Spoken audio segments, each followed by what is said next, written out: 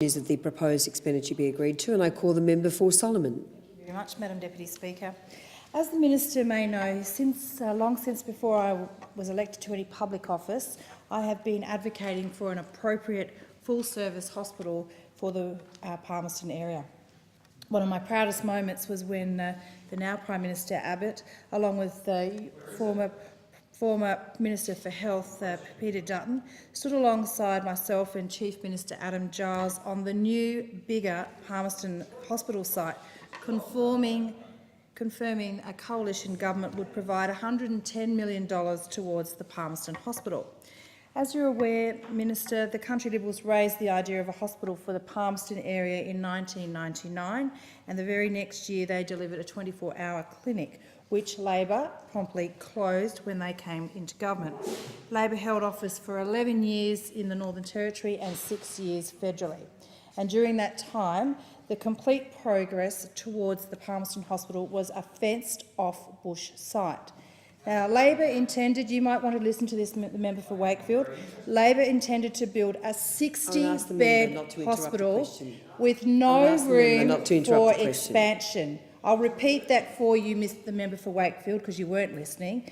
Labor intended to build a 60-bed hospital with no room for expansion.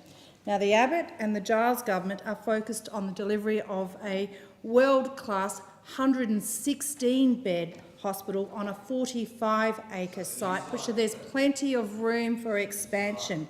There's a big difference between a 60-bed hospital and a 116-bed hospital. I would ask the member for Wakefield to extend the courtesy to the member for Solomon interjecting, and as I said, that all Labor delivered was a fenced-off bush site.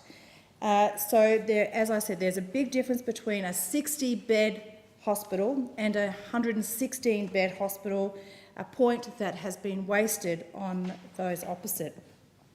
Minister, there's been a lot of scaremongering and deliberate misinformation from those on the other side about this very important project, not only for the people of Palmerston, but for Darwin people and also the Greater Darwin area.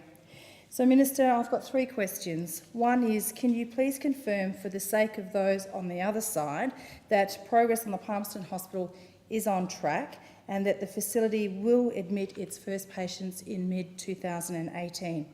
I understand that the building will be completed in 2017 and it will take approximately 12 months to fit out the hospital, which I understand is also a standard procedure.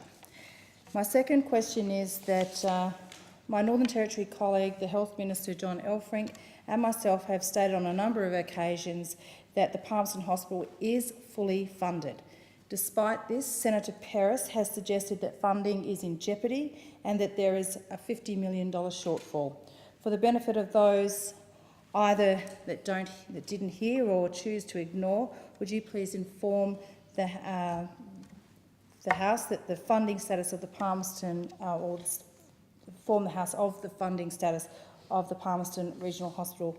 And my third and final question is, Minister, is it fair to say that you, your department and myself are keeping a close eye on this project and that we are satisfied that the project is meeting the agreed timeframes? I thank the member for Solomon and I call the Minister.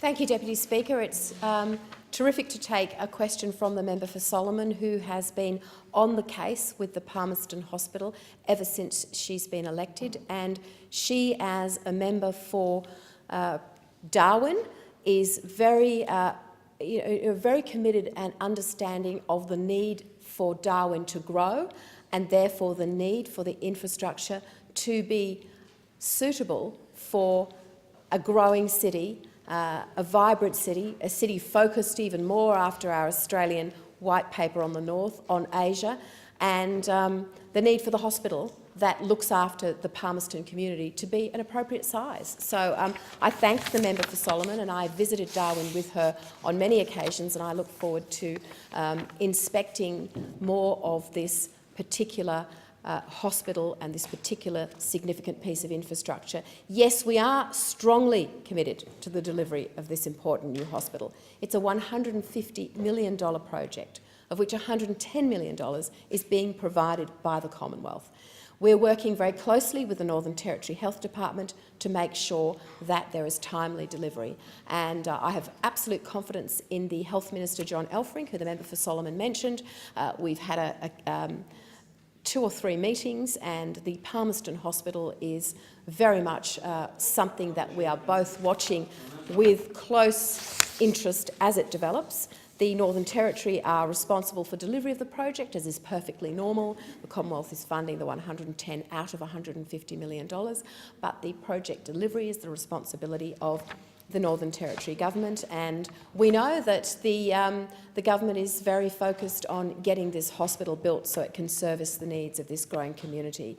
We've set clear construction milestones, as we would be expected to do, and those construction milestones will trigger the release of this very significant amount of Commonwealth funds. Can I thank again the member for Solomon for her serious interest in all of the facilities in her electorate, whether they be for children, students, the community generally, the disadvantaged, or in this particular case, the hospital system. I thank the Minister. The question